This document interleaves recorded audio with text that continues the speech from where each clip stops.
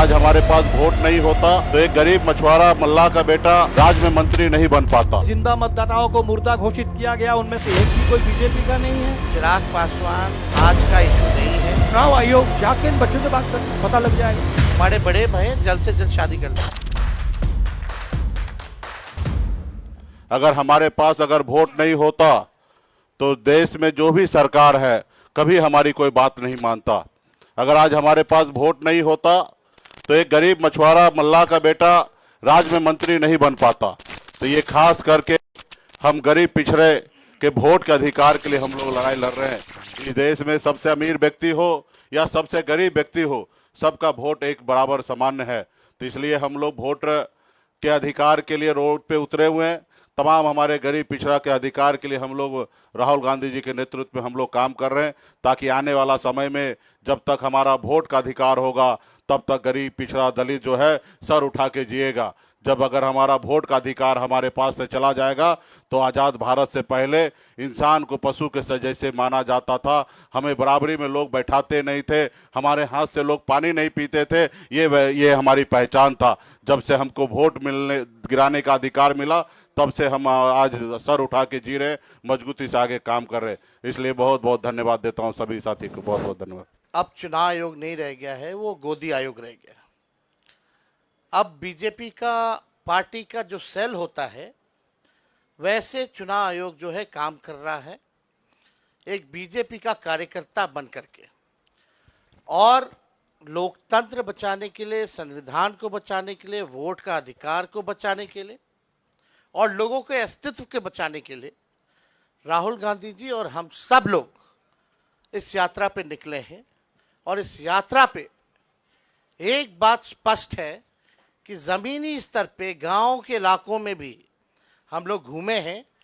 चुनाव आयोग की क्रेडिबिलिटी जो है ख़त्म हो चुकी है और लोग जान रहे हैं, क्योंकि हर बूथ पे 50 के करीब वोटर्स के नाम गायब हुए। कई ऐसे प्रमाण सुप्रीम कोर्ट से लेकर के हम लोगों ने पेश भी किए। जो जीवित है उसको मार दिया गया, लेकिन जो देश के प्रधानमंत्री हैं, इनसे झूठा प्रधानमंत्री आज तक हमने कभी नहीं देखा। अफवाह फैलाना और समाज में जहर बोने का काम इनसे बेहतर और कोई नहीं करता।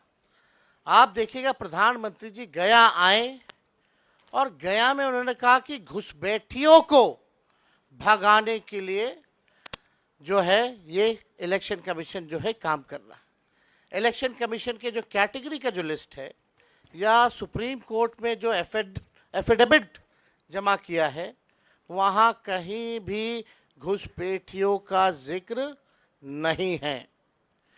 ये बिहार की धरती है।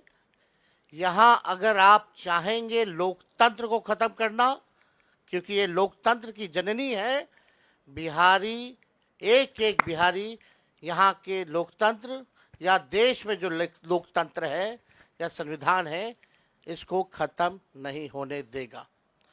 बहुत बहुत धन्यवाद। हम चाहेंगे कि मुद्दे पे बात हो। चिराग पासवान आज का इशू नहीं है, मुद्दा नहीं है, ना जनता उनको पूछती है। आज लोकतंत्र की हत्या की जा रही है, संविधान को मिटाया जा रहा है। तो चिराग पासवान से अगर आप सवाल जो पूछ रहे हैं, हम इस पर कोई टिप्पणी नहीं करेंगे, लेकिन उनको सलाह ज़रूर देंगे।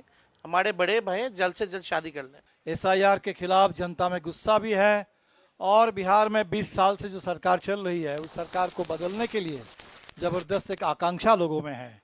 मैं संक्षेप में 22 तारीख को सुप्रीम कोर्ट में जो इस केस को लेके हियरिंग हुई और उसमें जो चुनाव आयोग की ओर से गलत तर्क दिया गया, थोड़ा उस पर आपका ध्यान खींचना चाहता हूं।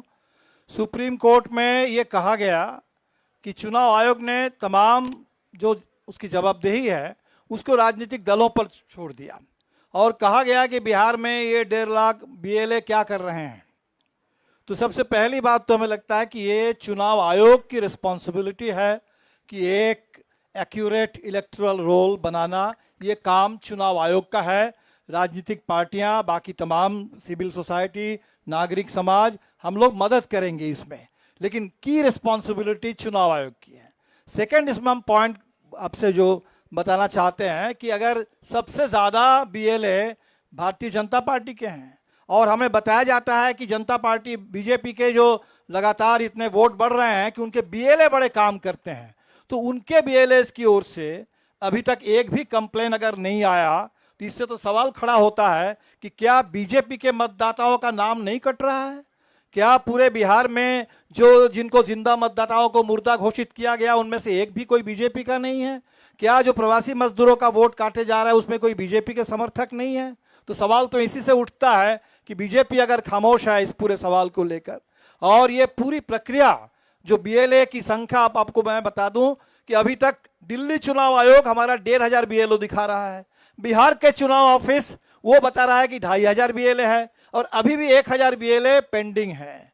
तो ये जो पूरे लाल फिताशाही है, पूरी नौकरशाही है, और इसमें बाधित किया जा रहा है लोगों को हर लेवल पर, ताकि वो वोटर लिस्ट में उनका नाम भी ना चढ़े और आगे चल करके वोट भी ना डाल सके। और इसीलिए हमें लगता है कि ये वोटाधिकार यात्रा, वोटर अधिकार, ये इतनी ज़रूरी है कि लोग अपने अधिकार के लिए और आगे बढ़े और एकजुट हो और अपने अधिकार की रक्षा करे और वोट का सही इस्तेमाल करके सरकार को बदल दे इस बार के चुनाव में। कि हिंदुस्तान के, बिहार के किसान की प्रोटेक्शन होनी चाहिए, जो उस पर कर्ज का जो वजन है वो कम किया जाना चाहिए, और किसान को जो लास्ट मिनट पे उस पर आक्रमण होता है, एक्सपोर्ट्स, इंपोर्ट्स, स्टोरेज फैसिलिटी ना देकर, उन चीज़ों पर हम काम करना चाहते हैं।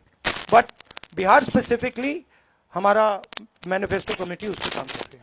हर रोज़ हमें लोग मिल रहे हैं जो जिंदा हैं, उनको मार दिया है, 5-6 बार वोट किया है, उनका वोट काट दिया है। तो पता नहीं चुनाव आयोग किस बात की बात कर रहा है। बिहार में थोड़ा भी जाइए, यहां अभी सड़क के बाहर मुझे किसी ने बोला कि मेरा वोट काट दिया है।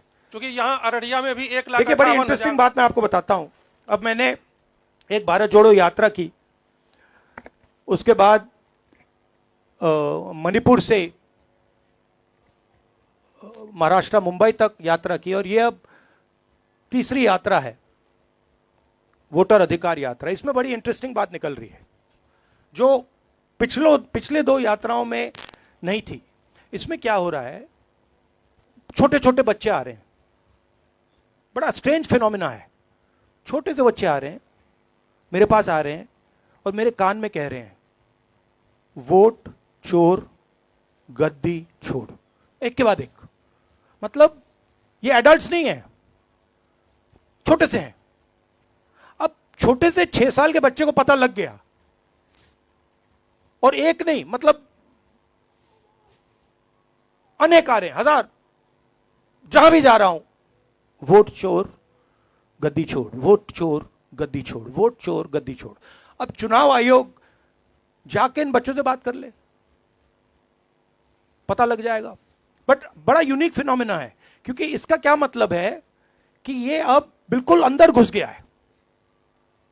क्योंकि आप सोचिए, बिहार के बच्चे पॉलिटिकली एक्टिवेट हो गए, बच्चा पॉलिटिकली एक्टिवेट हो गया है। तो बड़ा इंटरेस्टिंग फिनोमिना है, और चुनाव आयोग को इसके बारे में सोचना चाहिए। राहुल जी, सवाल यह है कि आप लोग जिस तरीके से घूम रहे हैं, हम लोगों ने जो देखा 8 दिनों में, बहुत बेहतर तरीके का तालमेल दिख रहा है। तेजस्वी की पार्टी के लोग आपकी पार्टी का झंडा लिए हुए हैं, वो राहुल गांधी जिंदाबाद, तेजस्वी, ये ऐसा पहले नहीं दिखा था। तो एक तरीके से, और तेजस्वी यादव ये कह चुके हैं कि अगर अगली सरकार बनेगी देश में तो राहुल गांधी पीएम बनेंगे। संविधान बचाने के लिए, लोकतंत्र बचाने के लिए इन सबों को भरोसा है कि आप उस पर काम करेंगे। तो बिहार को लेकर अभी तक आपकी पार्टी से साफ क्यों नहीं किया जा रहा कि तेजस्वी यादव सीएम बनेंगे बिहार में? बहुत बहुत अच्छे तरीके से एक पार्टनरशिप बनी है। हम मतलब सारी की सारी पार्टियां एक साथ जुड़कर काम कर रही हैं, कोई टेंशन नहीं है और म्यूचुअल रिस्पेक्ट है, एक दूसरे की मदद हो रही है, तो मज़ा भी आ रहा है। आइडियोलॉजिकली हम अलाइंड हैं, पॉलिटिकली अलाइंड हैं, तो बहुत अच्छा रिजल्ट आएगा, मगर वोट चोरी को रुकना है। Thank you.